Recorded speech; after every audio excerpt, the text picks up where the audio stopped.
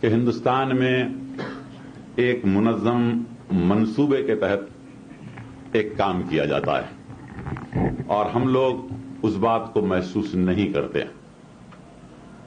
ایک منظم منصوبے کے تحت کام ہوتا ہے.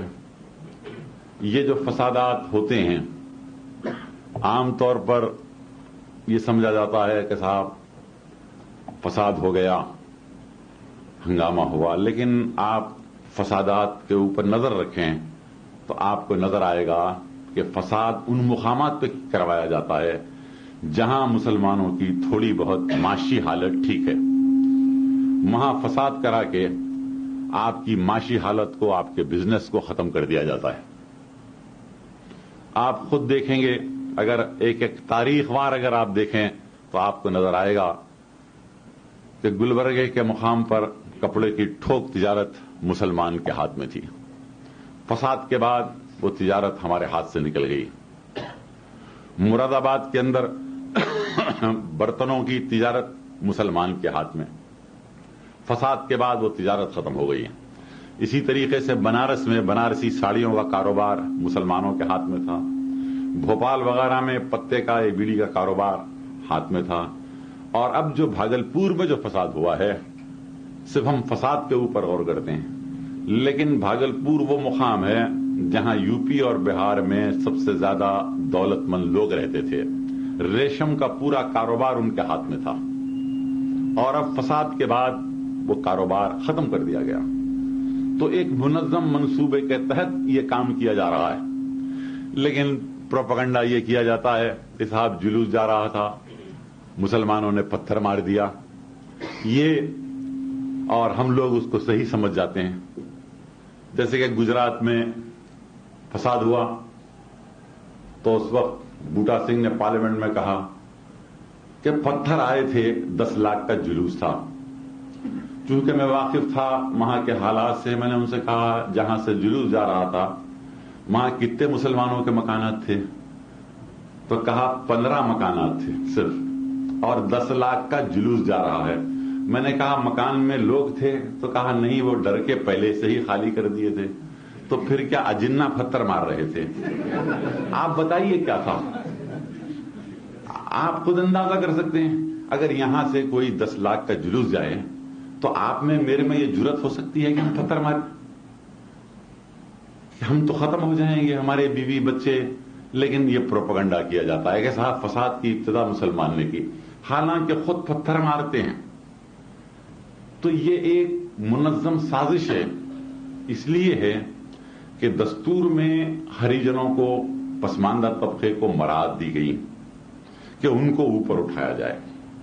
ہمیں اعتراض نہیں ہے اور زیادہ مراعات دی جائے، لیکن سوال یہاں پیدا ہوتا ہے کہ جب وہ اوپر اٹھ جائیں گے تو یہ سڑکوں پر جھاڑو دینے کے لیے، گھروں میں کام کاج کرنے کے لیے، ہوٹل میں برتنا مانجنے، رکشا چلانے کے لیے کون ہوگا؟ تو آپ کو تیار کرنا چاہتے ہیں. یہ ایک منصوبہ بند طریقے سے یہ کام کیا جا رہا ہے. اور اسی طریقے سے اردو کو مٹانے کی بات کرتے ہیں. یہ کیوں؟ حالانکہ اردو کوئی مسلمان کی مذہبی زبان تو ہے نہیں. قرآن عربی میں نازل ہوا، اردو میں نازل نہیں ہوا، کیونکہ یہ ایک مشترکہ زبان تھی اور ہم نے اس کو اپنایا. لیکن آج آپ قرآن پڑھتے ہیں لیکن آپ سمجھ نہیں سکتے. 99% لوگ ایسے ہیں جو قرآن پڑھتے ہیں لیکن سمجھ نہیں سکتے، حدیث پڑھتے ہیں لیکن سمجھ نہیں سکتے. کیوں؟ کہ آپ عربی سے واقف نہیں ہیں. آپ کو اردو میں قرآن پڑھنا لازم ہے، جیسا کہ ابھی یہاں پر قرآن پڑھے اس کا ترجمہ ہوا. تو وہ یہ چاہتے ہیں کہ اگر اس زبان کو ختم کر دیا جائے تو آپ اپنے مذہب سے، اپنی تاریخ سے، اپنی ثقافت سے، اپنی تہذیب سے محروم ہو جائیں گے. اور جواہر لال نہرو نے اپنی کتاب میں ایک جگہ بڑی اچھی بات کہی تھی کہ اگر کسی قوم کو ختم کرنا ہے تو سب سے پہلے اس کی زبان کو ختم کر دو، وہ قوم ختم ہو جائے گی. تو اس طریقے سے یہ کام کیا جا رہا ہے. اب سرکاری ملازمتوں میں ہمارا تناسب کیا ہے؟ 2% بھی نہیں ہے. اور پھر ہم اپنے بچوں کو جن میں شعور ہے، مصیبتیں اٹھاتے ہیں، مشکلات اٹھاتے ہیں، اپنے بچے کو تعلیم دلاتے ہیں. لیکن کبھی آپ بچے کو تعلیم دلاتے ہیں، کبھی آپ جو کورس کے کتابیں ہیں آپ اس کو پڑھ کے دیکھیے تو ایک مخصوص طریقے کے اوپر ہندو مذہب کا پرچار کیا جاتا ہے. مسئلے تناسخ کو سمجھایا جاتا ہے. اسلام میں مر کر دوبارہ پیدا ہونا تو نہیں ہے، سوائے قیامت کے دن اٹھائے جائیں گے سب. یہاں یہ ہے کہ اگر تو برا کام کرے گا تو بندر بنے گا، دوبارہ تیرا جنم ہونے والا ہے.